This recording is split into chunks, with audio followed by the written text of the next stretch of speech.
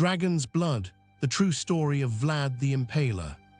Introduction: the shadow over the Carpathians. The mist never truly leaves the Carpathian mountains.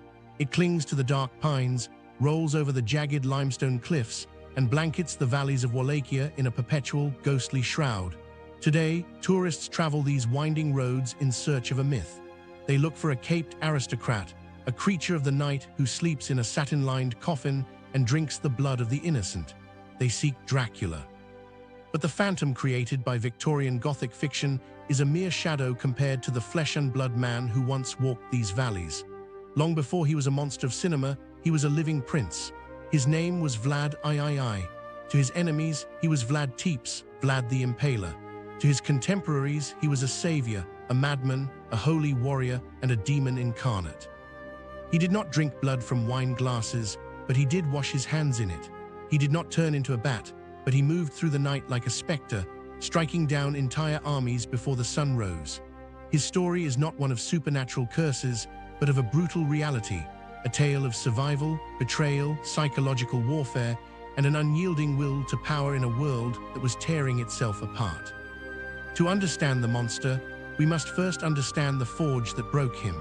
We must travel back to the 15th century, to a borderland court between two titans, where a young boy was traded away by his own father, and learned that in this world, mercy is a death sentence. Act 1: The Hostage of Egrigoz.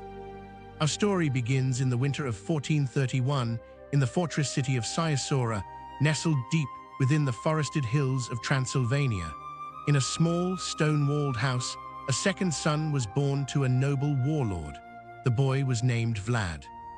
His father, Vlad II, was a man of immense ambition and terrifying duty. He was a commander in the Order of the Dragon, a secretive, elite fraternity of Christian knights sworn by the Holy Roman Emperor to defend Europe against the expanding borders of the Islamic Ottoman Empire. Because of his induction into this order, the father took the name Dracula, the dragon. His children would bear the patronymic Dracula, the son of the dragon. To the young Vlad and his younger brother, Radu, the dragon was not a creature of fairy tales. It was a heavy gold medallion that hung around their father's neck, a symbol of an eternal, holy war. But the politics of the 15th century Balkans were fluid and treacherous. Wallachia, the principality the Dracula family sought to rule, was a volatile strip of land situated directly between the Kingdom of Hungary to the north and the Ottoman Empire to the south. It was a highway for invading armies. To survive as the ruler of Wallachia, a prince had to be a master of betrayal. In 1442, Vlad Dracula found his throne threatened by Hungarian political machinations. Desperate to secure his borders, he made a pact with the devil. He traveled to the court of the Ottoman Sultan, Murad II, to pledge his neutrality. But the Sultan did not trust the Knight of the Dragon. Murad demanded a price to guarantee Wallachia's loyalty. He demanded the warlord's sons. Vlad was 11 years old. Radu was only 7.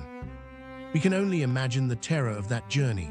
Plucked from the cool, forested hills of their homeland, the two boys were marched deep into the heart of the Ottoman Empire, eventually arriving at the remote fortress of Egrigoz in the harsh, sun-baked landscape of Anatolia. They were political hostages. If their father raised his sword against the Sultan, the boys would be blinded, castrated, or executed. It was here, in the gilded cage of Ottoman captivity, that the paths of the two brothers diverged forever, shaping the destiny of an entire continent.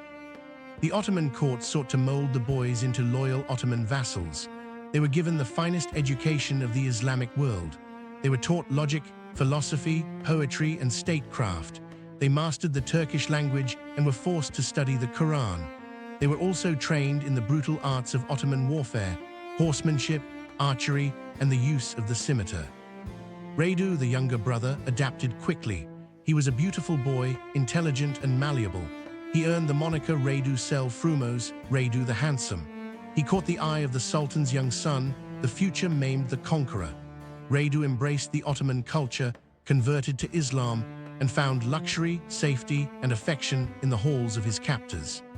But Vlad was made of different stone. Every lesson in the Quran filled him with silent, burning resentment. Every luxury offered to him felt like a chain around his neck. Where Radu bent like a willow, Vlad hardened like iron. He was defiant, sullen, and fiercely proud. The Ottoman tutors quickly learned that the older brother could not be broken by conventional means. When he refused to submit, he was dragged down into the dark, damp dungeons beneath the fortress. It was in those subterranean chambers that Vlad's psychology was fractured and rebuilt.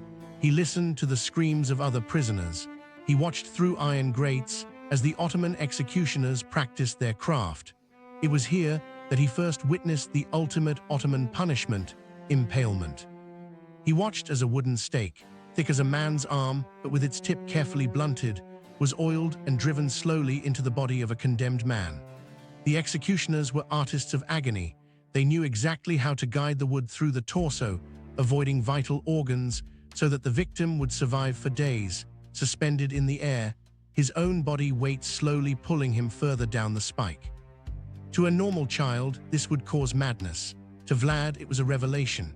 He looked upon the horror not with disgust, but with a profound, terrifying understanding. He realized that the Ottoman Empire did not rule through vast armies alone. They ruled through absolute, paralyzing fear. He saw that the world was divided into two types of people, those who held the stake and those who were consumed by it.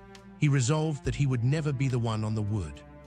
While Vlad was harboring this secret darkness in exile, his world outside was collapsing. In 1447, news reached the fortress. His father, Vlad Dracula, had been betrayed by his own noblemen, the boyars, and hunted down in a swamp near Bolteni, where he was brutally murdered. Worse still, Vlad's eldest brother, Mircea, had been captured by his political rivals, blinded with red-hot irons and buried alive. The young hostage was now entirely alone in the world. His family was dead. His brother was a stranger who wore the clothes of his enemies. He had no army, no land, and no allies. But he had a name. He was the son of the dragon, and inside his mind, a blueprint for vengeance had just been drawn. Act 2, The Sovereign of Shadows. In 1448, the Ottomans decided that the 17-year-old Vlad was finally useful. Seeing an opportunity to place a puppet on the Wallachian throne, Sultan Murad II provided the young prince with a small cavalry force and sent him back across the Danube. Vlad's first attempt at taking power was a disaster. He managed to seize the throne while the ruling prince was away at war, but his reign lasted barely 2 months before he was forced to flee into exile. For the next 8 years, Vlad became a ghost, wandering the royal courts of Eastern Europe. He lived as a penniless refugee, a mercenary, and a political pawn, sleeping in cold stables and surviving on the charity of distant relatives. During these years of exile, Vlad watched the world change. In 1453, the young Ottoman Sultan, named II, the boy Vlad had known in the royal court, marched an army of 100,000 men to the walls of Constantinople. With massive cannons and relentless human waves, Mehmed shattered the ancient walls of the Byzantine Empire, converting the grand cathedral of Hagia Sophia into a mosque. The Christian world trembled. The unstoppable tide of Islam was knocking at the gates of Europe. Vlad knew that his time had come. Europe was desperate for men who knew how to fight the Turks. Vlad offered his services to the Hungarians, the very men who had played a role in his father's death. He convinced them that he was the only man capable of turning Wallachia into an impenetrable shield against the Sultan. In the summer of 1456, as a spectacular comet blazed across the night sky, an omen that many believed signaled the end of the world, Vlad led a small, fanatical band of mercenaries over the mountain passes into Wallachia. He met the reigning prince, Vladislav II, in hand-to-hand combat. The clash was brief, furious, and bloody. When it was over, Vladislav lay dead in the dust, and Vlad III, at the age of 25, claimed his birthright. He was finally the voivode, the absolute ruler of Wallachia. But the country he inherited was a rotting corpse. Decades of civil war had decimated the population. The economy was non-existent. Law and order had broken down entirely. Bands of thieves openly robbed merchants on the highways. Worst of all were the boyars, the wealthy aristocrats. They were corrupt, arrogant, and accustomed to assassinating any prince who dared to limit their privileges. They believed the young Vlad would be easy to control. They thought he would be another weak ruler they could manipulate or kill, when they grew tired of him. They did not know who had just walked through their gates. Vlad understood that before he could ever hope to face the Ottoman Empire, he had to cleanse his own house. He needed absolute control, total obedience, and a society purged of weakness. His first target was the rampant crime that plagued his lands. Vlad instituted a legal code that was terrifying in its simplicity. For almost every crime, from petty theft to murder, the punishment was the same: the stake. To demonstrate his absolute authority, Vlad placed a golden cup made of solid, heavy gold next to a fountain in the central square of his capital city, Targovist. Travelers and citizens were invited to use the cup to drink the cool spring water, but the cup had to remain by the fountain. It was a dare to his people. For the entirety of his reign, the golden cup sat in the open square, completely unguarded. Thousands of thirsty citizens used it, but no one, not a single thief, desperate beggar, or greedy merchant, ever dared to steal it. They knew that to touch the cup meant a slow, agonizing death in the midday sun. With the common criminals terrified into submission, Vlad turned his cold eyes toward the men who had murdered his family, the boyars. In the spring of 1457, as the Easter celebrations filled the churches of Targovist, Vlad invited the elite boyar families to his palace for a grand feast. It was an evening of immense luxury. Wine flowed from silver pitchers, roasted meats loaded the long wooden tables, and musicians played haunting melodies. The boyars, dressed in their finest velvet and silk robes, toasted their young prince, convinced they had tamed the dragon's son. As the feast neared its end, Vlad stood up at the head of the table. The hall grew quiet. The prince looked out over the crowded room, his dark, prominent eyes reflecting the flickering candlelight. "Tell me," Vlad asked, his voice calm and melodic, "how many princes have you each seen rule over this land in your lifetimes?" The boyars chuckled, relaxed by the wine. They began to count on their fingers. One elderly nobleman stood and boasted that he had seen 7 different princes sit upon the throne. Another claimed to have outlived 10. As the answers echoed through the hall, Vlad's face transformed. The warmth vanished, replaced by a mask of cold fury. "You miserable parasites," Vlad hissed. "You have seen so many princes because you have murdered them all. Your greed, your betrayals, and your constant plottings have drained the lifeblood of this country. You are the disease of Wallachia, and tonight I am the cure." Before the noblemen could grasp the danger, the heavy wooden doors of the banquet hall burst open. Vlad's loyal guards, men recruited from the peasantry who answered only to the prince, flooded the room with drawn swords. There was no trial, there was no mercy. The oldest and most frail of the boyars, along with their wives and children, were dragged out into the courtyard. There, in the dim light of dawn, Vlad introduced his country to his preferred method of justice. Dozens of sharpened wooden stakes were brought out.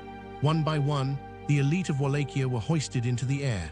Their screams filled the morning air as the wood pierced their bodies, their heavy velvet robes staining with their own aristocratic blood. Vlad sat on a chair in the courtyard, eating his breakfast as he watched them die. But for the younger, stronger boyars, Vlad had a different, more agonizing fate in mind. They were stripped of their fine garments and bound in heavy iron chains. Soldiers cracked whips over their backs, forcing them out of the city. They were marched for miles through the rugged terrain, deep into the wild Carpathian mountains, until they reached the base of a towering, sheer cliff face overlooking the Arges River. At the top of this cliff sat the ruins of Ponari Castle, an ancient, abandoned fortress. "You will rebuild this fortress," Vlad commanded them. "You will carry the stones up this mountain on your bare backs. You will work until the clothes rot off your bodies, and when your clothes are gone, you will work naked." For months, the noblemen of Wallachia labored like slaves. They carved massive stone blocks out of the mountainside and hauled them up vertical cliffs under the burning sun and freezing rain. Many lost their footing and plummeted to their deaths on the jagged rocks below. Others collapsed from starvation and exhaustion, their bodies simply tossed over the edge into the rushing waters of the river. By the time Ponari Castle was completed, a brooding, impenetrable eagle's nest high above the clouds, the old boyar class was completely eradicated. Those who survived were broken men, terrified ghosts who would never dare to look their prince in the eye again. Vlad had eliminated his rivals, but his reputation for cruelty was beginning to spread beyond his borders. The German merchants of Transylvania, who had long enjoyed lucrative trade monopolies in Wallachia, refused to follow Vlad's strict new economic laws. They mocked his authority and supported rival claimants to the throne. Vlad responded with a campaign of terror that shocked Europe. He led his army across the border into Transylvania, raiding the wealthy merchant cities of Sibiu and Brasov. He did not merely kill his enemies, he staged their deaths like a grand, macabre theater. In a single day outside the walls of Brasov, Vlad ordered the impalement of over 10,000 men, women, and children. The stakes were arranged in concentric circles around a hill, forming a grotesque forest of human suffering. According to contemporary German pamphlets, Vlad was so moved by the spectacle that he ordered his dinner table to be set directly in the middle of this forest of the dead.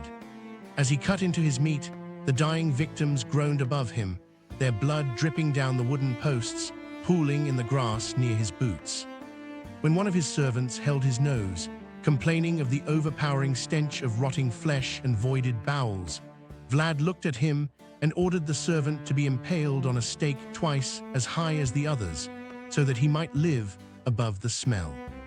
To the modern ear, these stories sound like the actions of a psychotic sadist, but to Vlad, there was a meticulous political logic to the madness.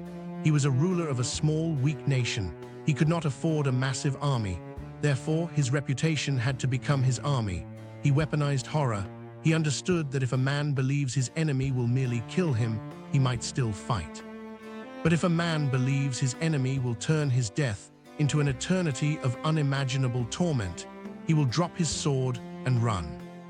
And very soon, Vlad would need every ounce of that terror, for across the Danube River, the conqueror of Constantinople was turning his eyes north. Act 3, the Defiance of the Sultan. By the year 1459, Sultan maimed II was at the absolute peak of his power. He was the shadow of God on earth, the Padishah, the ruler of 2 continents and 2 seas. He expected total submission from the small principalities on his borders. For the first few years of his reign, Vlad had played the diplomat, sending an annual tribute of 10,000 gold ducats to Constantinople to keep the peace. But Vlad was merely buying time. He had no intention of remaining a servant to the empire that had caged him as a youth. In the winter of 1459, the Sultan's envoys arrived at Vlad's court in Targovist to collect the tribute, which was now several years overdue. The envoys were high-ranking Ottoman officials, proud men who represented the most powerful empire on earth. They entered the grand hall where Vlad sat upon his throne. The air was cold, tension thick enough to taste. The lead envoy stepped forward and demanded the gold, speaking to Vlad not as an independent monarch, but as a low-ranking servant of the Sublime Porte. Vlad listened patiently, his hands resting on the pommel of his sword. "I desire to show all honor to the Sultan," Vlad said softly, "but you stand in my hall before my presence, and yet you do not remove your turbans. Where is your respect for the Prince of Wallachia?" The lead envoy raised his chin arrogantly. "We do not remove our headwear for any lesser ruler, Prince. It is our custom, dictated by our faith and our allegiance to the Sultan, to keep our heads covered." Vlad smiled. It was a terrifying sight, a tightening of the lips that did not reach his cold, wide eyes. "I admire your loyalty," Vlad murmured. "I admire a man who sticks firmly to his customs, and since you are so devoted to your turbans, I wish to help you preserve this custom. I want to ensure that you never have to remove them again." Vlad clapped his hands. Before the envoys could react, heavy ironclad guards seized them, forcing them down onto their knees. Vlad called for his blacksmith. The man entered the hall carrying a heavy iron hammer and a basket filled with thick, industrial iron nails. While the envoys screamed and cursed, the guards pinned their heads to the stone floor. The blacksmith stepped forward, raised his hammer, and drove 3 heavy iron nails through the fabric of the turbans, straight into the skulls of the Ottoman diplomats. their bodies convulsed on the rugs, their lifeblood soaking into the fine fabrics as Vlad watched from his throne, unblinking. "Go back to your master," Vlad shouted at the dying men as they were dragged out. "Tell him that he may be the ruler of the world, but he does not rule here. Tell him to keep his customs in his own land, for if he brings them to mine, this is how they will be preserved." When maimed II received the news of his envoy's fate, his fury was apocalyptic. He did not merely want Vlad dead, he wanted him erased from history. But Maimed was a brilliant strategist. Before launching a full-scale invasion, he attempted to trap the Wallachian prince. He dispatched a high-ranking general named Hamza Pasha, along with a diplomatic convoy of 2,000 elite cavalry, to the border town of Giurgiu. Their mission was to invite Vlad to a peace conference, ambush him, and bring him back to Constantinople in chains. But Vlad had spent years in the Ottoman court. He knew their strategies, their language, and their hand signals. He intercepted the Ottoman messages and learned of the trap. Instead of running, Vlad chose to strike. He arrived at the meeting place before the Ottomans expected him, leading a highly mobile force of fast-moving cavalry. Before Hamza Pasha could organize his lines, Vlad's forces hit them like a thunderbolt. The battle was a massacre. The Ottoman cavalry, trapped in a narrow valley, were cut to pieces. Hamza Pasha and the surviving officers were bound and brought before Vlad. Vlad looked down at the proud Turkish general. "You brought an army to take me away," Vlad said.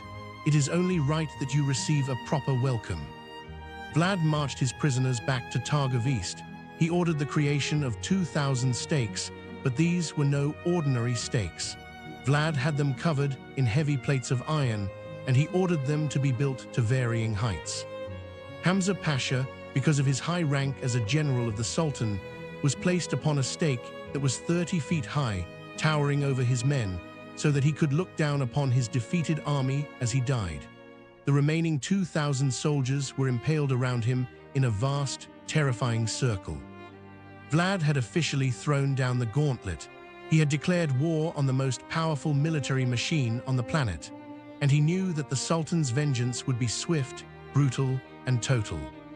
Act 4, the Winter Campaign. In the frozen winter of 1461, Vlad did not wait for the Sultan to bring the war to Wallachia. He decided to cross the Danube River and take the fight deep into Ottoman territory, launching one of the most audacious guerrilla campaigns in medieval history. The Danube was frozen solid. Under the cover of darkness and blinding snowstorms, Vlad led his army across the ice into Bulgaria, which was then a secure province of the Ottoman Empire. Vlad used his knowledge of Turkish culture as a deadly weapon. He dressed himself in the armor and robes of a high-ranking Ottoman officer.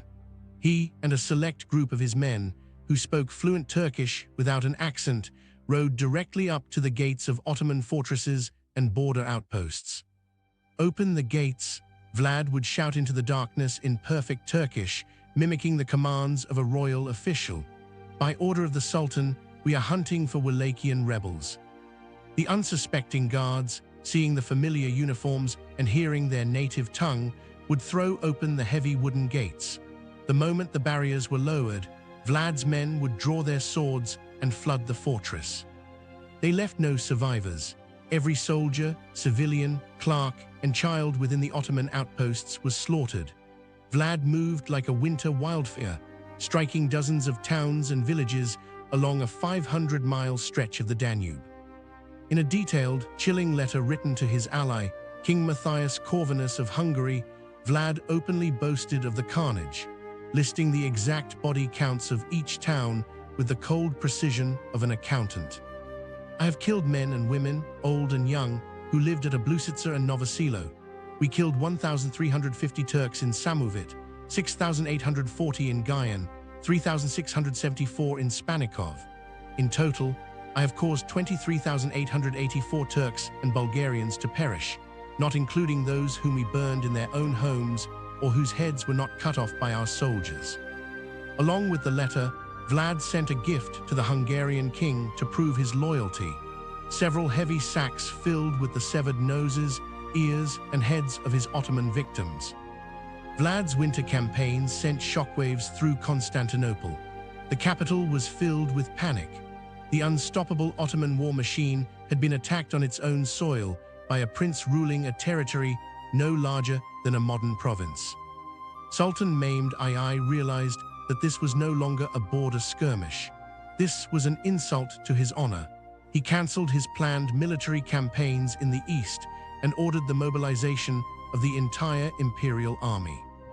In the spring of 1462, the Sultan marched out of Constantinople at the head of an army estimated between 60,000 and 100,000 men.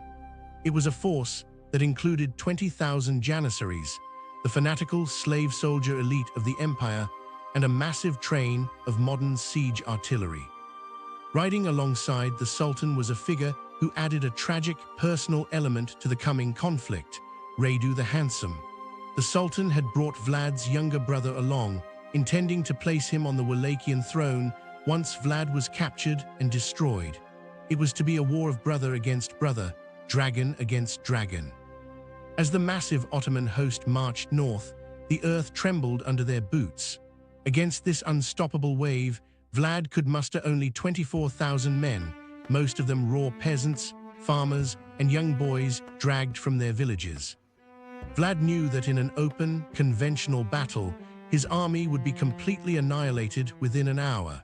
He could not match the Sultan's numbers, his training, or his cannons. But Vlad had a weapon that the Sultan did not possess. He had the land, and he had an absolute willingness to transform his own country into a living hell. Act 5. The Scorched Earth and the Night Attack. As the Ottoman army crossed the Danube into Wallachia, they expected to find cities to capture and fields to forage. Instead, they walked into a wasteland of ash and silence. Vlad instituted a radical scorched earth policy. As his army retreated deeper into the interior, they burned every village, every barn, and every field of wheat to the ground. They drove all cattle, sheep, and horses deep into the mountain passes. Every scrap of food that could sustain a human life was destroyed. Most terrifyingly, Vlad ordered the poisoning of every water source in the path of the advancing army. Soldiers dumped dead animals, rotting offal, and toxic herbs into every well, spring, and stream. The heat of the Wallachian summer was oppressive. The Ottoman soldiers, marching under heavy armor through clouds of dust, found themselves plagued by an agonizing, unquenchable thirst. When they found a well, the water was dark, foul-smelling, and deadly. Within days, dysentery, cholera, and typhoid began to rip through the Sultan's ranks, killing thousands before they ever saw a Wallachian soldier. Vlad's men hovered around the edges of the Ottoman column like wolves tracking a wounded beast. They used classic guerrilla tactics. They would strike at night, cutting the throats of sentries, ambushing supply lines, and vanishing into the dense forests before the main army could deploy. The Ottoman soldiers grew paranoid. The forests seemed alive. Every rustle of leaves, every midnight shadow could be Vlad the Impaler. Sleep became impossible. The morale of the world's most powerful army was beginning to crack under the weight of an invisible, relentless enemy. By June of 1462, the Sultan's army had dragged itself to within a few miles of the capital city, Targov East. They camped in a wide valley, exhausted, dehydrated, and demoralized, but still massive and deadly. Vlad looked down at the vast sea of Ottoman tents from a nearby ridge. He knew that his scorched earth tactics had weakened them, but time was running out. If the Sultan reached the capital, the war would be lost. Vlad needed a single, decisive stroke that would shatter the enemy's spirit completely. He decided to commit the most daring act of his life. On the night of June 17, 1462, when the moon was hidden behind dark clouds, Vlad once again utilized his ultimate disguise. He dressed himself in the magnificent silk robes and turbans of an Ottoman commander. Accompanied by a few loyal officers who spoke fluent Turkish, he walked calmly into the Ottoman camp. The camp was asleep. Sentries were tired, their senses dulled by disease and exhaustion. Vlad walked through the rows of tents, observing the layout, counting the guards, and noting the positions of the royal pavilions. He was looking for one specific tent, the massive, golden-threaded pavilion of Sultan maimed II. Having located his target, Vlad slipped back out of the camp into the dark woods where his cavalry was waiting. He addressed his men in hushed, fierce tones. This was not a battle for territory, it was an assassination mission. If they could kill the Sultan, the Ottoman Empire would collapse into chaos, and Wallachia would be saved. At midnight, Vlad drew his sword. "Follow me," he whispered, "and let the dragons strike." 3 hours after midnight, the silence of the Ottoman camp was shattered by a sound that resembled the opening of the gates of hell. Thousands of Wallachian cavalrymen, carrying torches and screaming war cries, charged down from the hills, smashing directly into the heart of the sleeping camp. They did not form lines. They rode through the tents, cutting down ropes, setting the canvas on fire, and trampling sleeping soldiers under their horses' hooves. The camp became a chaotic inferno of fire, smoke, and terror. Ottoman soldiers, waking up in pitch darkness, confused by the smoke, began drawing their scimitars and hacking blindly at anyone near them, accidentally killing their own comrades in the madness. At the head of the charge was Vlad. He moved like a demon possessed, his sword flashing in the firelight as he cut a bloody path directly toward the Sultan's pavilion.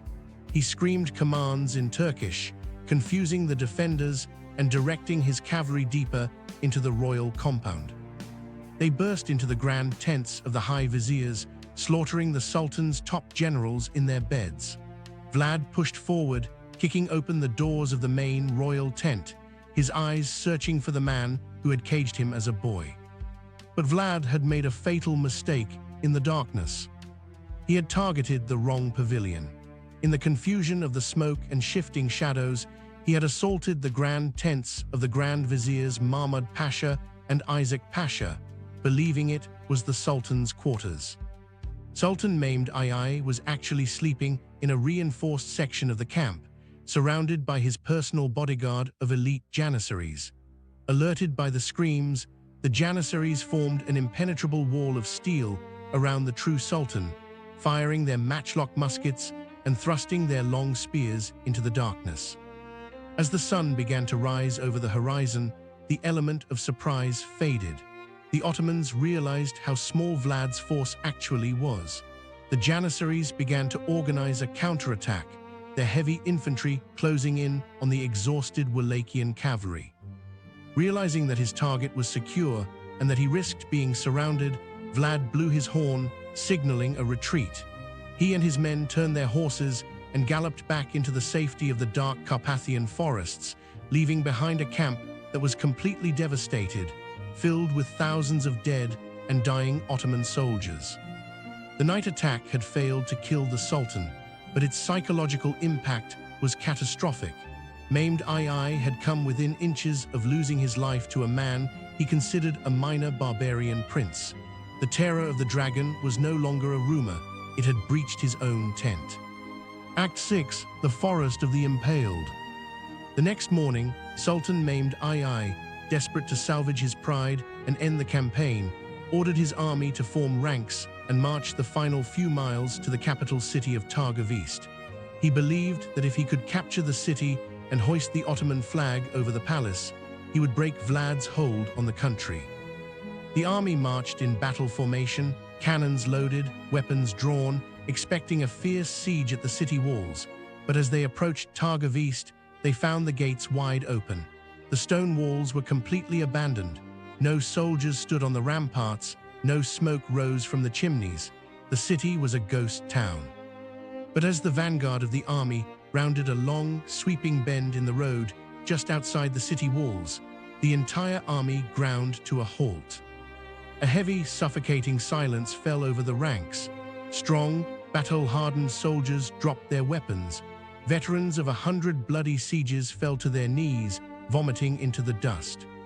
Sultan maimed II rode to the front of the column, his horse rearing back in terror, its nostrils flaring at a smell that was so thick it could be tasted on the tongue. Before them lay Vlad's masterpiece of horror. History remembers it as the Forest of the Impaled.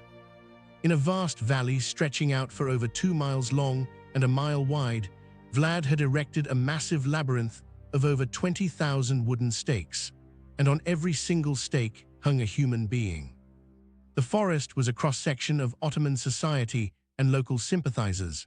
There were high-ranking Turkish pashas and generals, still dressed in their stained silk robes. There were common infantrymen, janissaries, and cavalry officers. There were also local Wallachian peasants and boyars who had shown disloyalty to Vlad. The executioners had done their work with horrifying precision. The victims had been impaled alive, their bodies slowly sliding down the wooden posts over days of agony. The valley was filled with the low, collective groan of the few who were still miraculously alive, their parched lips moving in silent prayers for water or death. Birds of prey, thousands of black crows and massive vultures, filled the sky, casting a moving shadow over the valley. They nested on the shoulders of the dead, pecking out their eyes and stripping the flesh from their bones. The ground beneath the stakes was a dark, muddy quagmire of dried blood and human decay.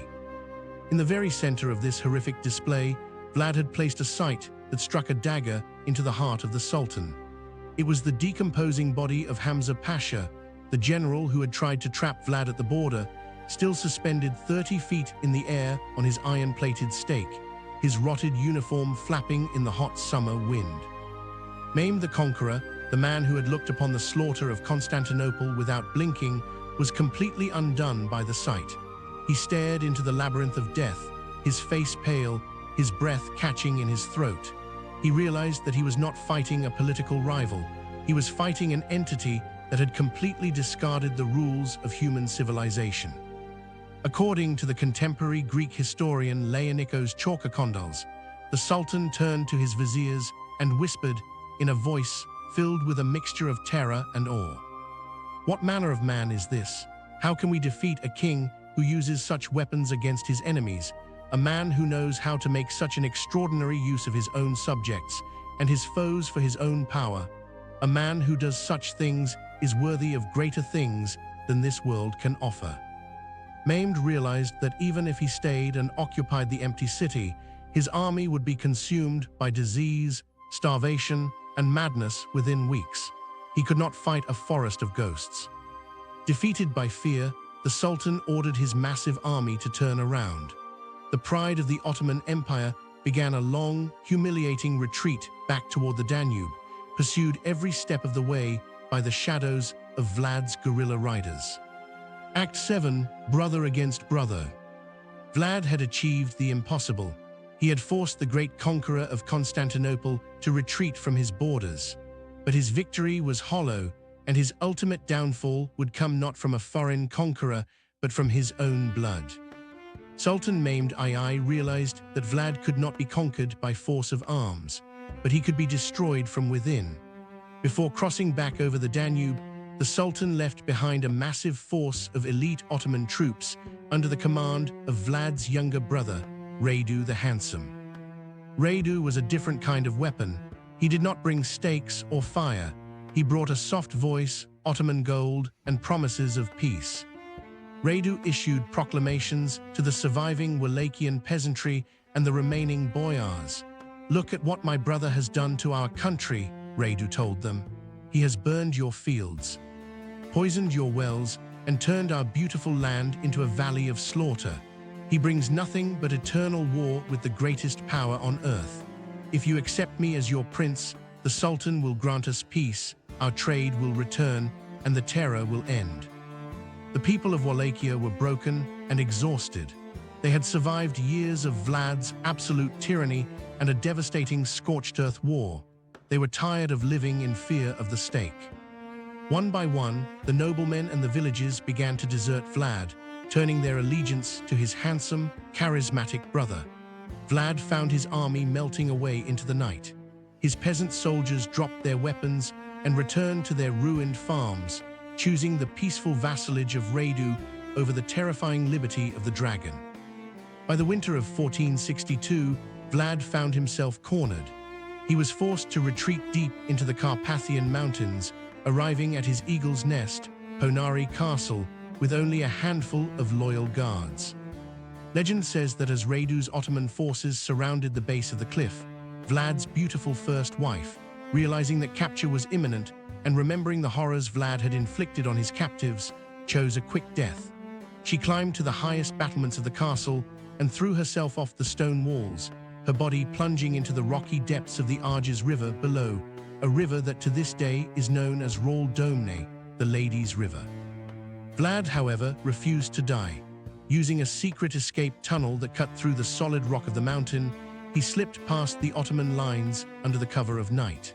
He crossed the border into Transylvania, heading toward his ally, King Matthias Corvinus of Hungary, believing that the Christian king would provide him with a new army to reclaim his throne. But Vlad's reputation had finally caught up with him. The German merchants of Transylvania, who had suffered so terribly under Vlad's raids, had flooded the Hungarian court with anti-Vlad propaganda. They produced pamphlets detailing his horrific crimes, complete with woodcut illustrations showing Vlad dining among severed heads and hacking Barbies to pieces. King Matthias Corvinus was in a delicate political position. He had received vast sums of money from the Pope in Rome to launch a holy crusade against the Turks, but he had spent that money on internal political conflicts instead. He needed a scapegoat to explain why he was not marching against the Sultan. Vlad was the perfect victim. The Hungarian king accused Vlad of being a traitor who had secretly plotted with the Ottomans against Christendom. Using forged letters as evidence, Corvinus ordered his soldiers to arrest the Wallachian prince. Vlad the Impaler, the warrior who had single-handedly terrified the Ottoman Empire, was dragged into a dungeon in the fortress of Visgrad near Buda. He was not executed, but he was locked away from the world, stripped of his throne, his crown, and his freedom. He would remain a prisoner for the next 12 years. Act 8, The Long Exile and the Last Twilight. For over a decade, Vlad lived in a stone cell, watching the world move on without him. His brother, Radu, ruled Wallachia as an Ottoman puppet until his death from disease a few years later. The Ottoman Empire continued its slow, relentless creep into Europe, unchecked by the fierce resistance of the dragon. But even in captivity, Vlad's dark psychology remained intact. According to Russian court chronicles written during his imprisonment, Vlad's thirst for order and execution could not be suppressed by stone walls. He could no longer rule over men, so he ruled over the vermin that shared his cell.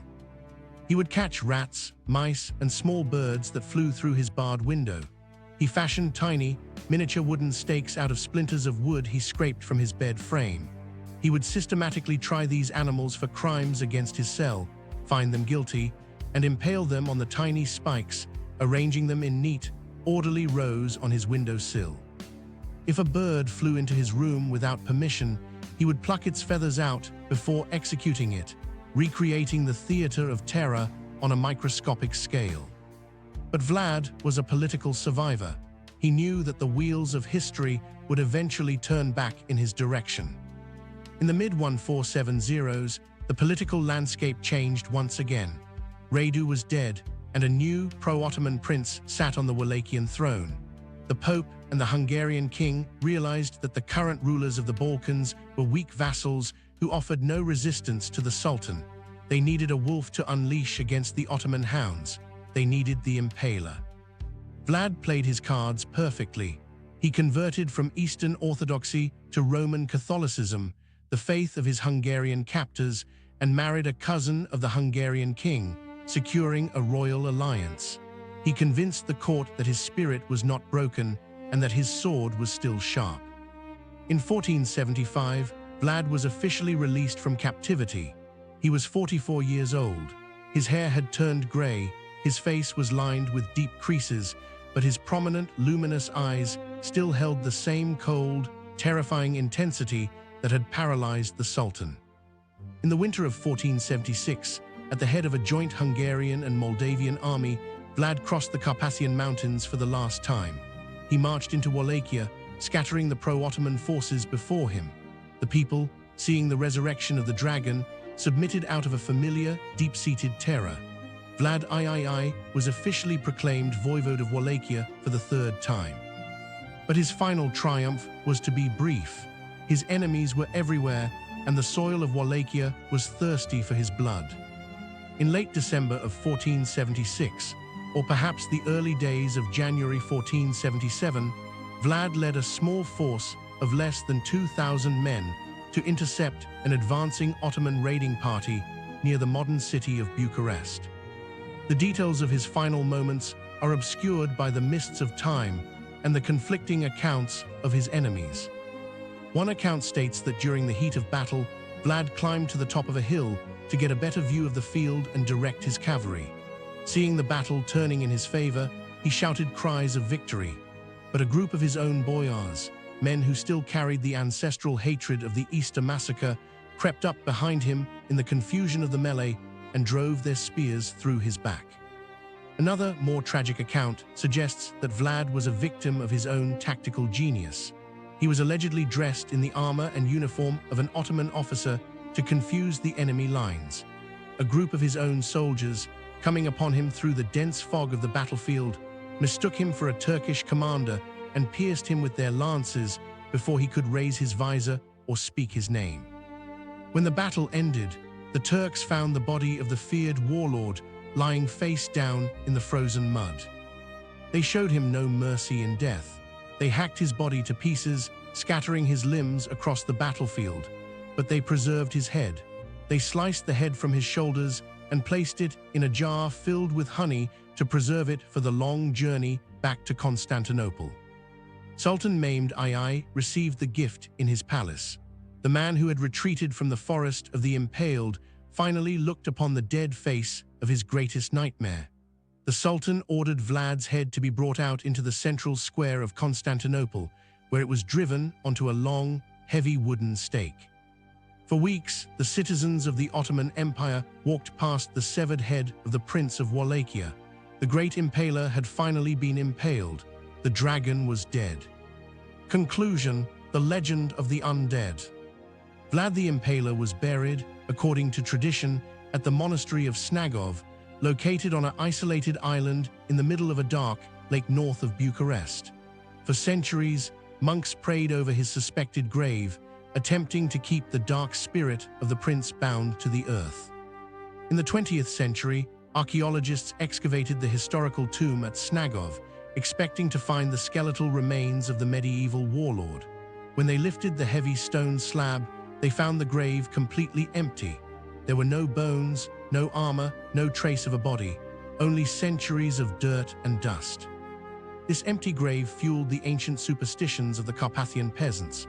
For generations, the people of these isolated villages whispered that Vlad III never truly died. They said that a man who had committed such unimaginable cruelties, a man who had washed his hands in the blood of thousands, could never be accepted into heaven and was rejected by hell itself.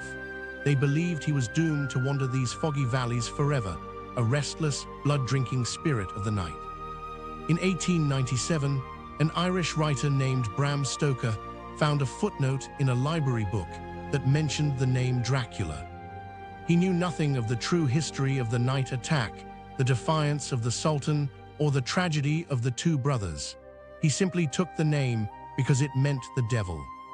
By linking the name of a real 15th century warlord to the ancient folklore of the vampire, Stoker inadvertently granted Vlad III a terrifying form of immortality.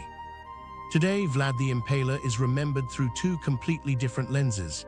In the West, he is the ultimate monster, the grandfather of Gothic horror, a creature that stalks our nightmares. But in his homeland of Romania, he is viewed as a national hero. His portrait hangs in schools and government buildings. He is remembered as a stern, unyielding defender of his people, a leader who did what was necessary to preserve his nation's independence against an overwhelming empire, a man who used ultimate cruelty to forge ultimate order. So who was the real Vlad the Impaler? Was he a patriotic savior, a holy warrior who protected Europe from invasion? Or was he a psychotic sadist, a monster who delighted in human torment? Perhaps he was both. He was a product of a brutal age, a boy broken in the dark dungeons of his enemies who grew up to realize that in a world of wolves, you must become a monster to survive. The next time you look at the mist rolling over the Carpathian Mountains, or listen to the howling of the wolves in the dark pine forests, remember that the true story of Dracula is not found in the pages of fiction. It is written in the soil of Wallachia, carved by the edge of a sword and stained with the indelible, eternal blood of the dragon. If you enjoyed this deep dive video, please consider liking, subscribing, and leave your comment down below what you thought. Thanks for watching.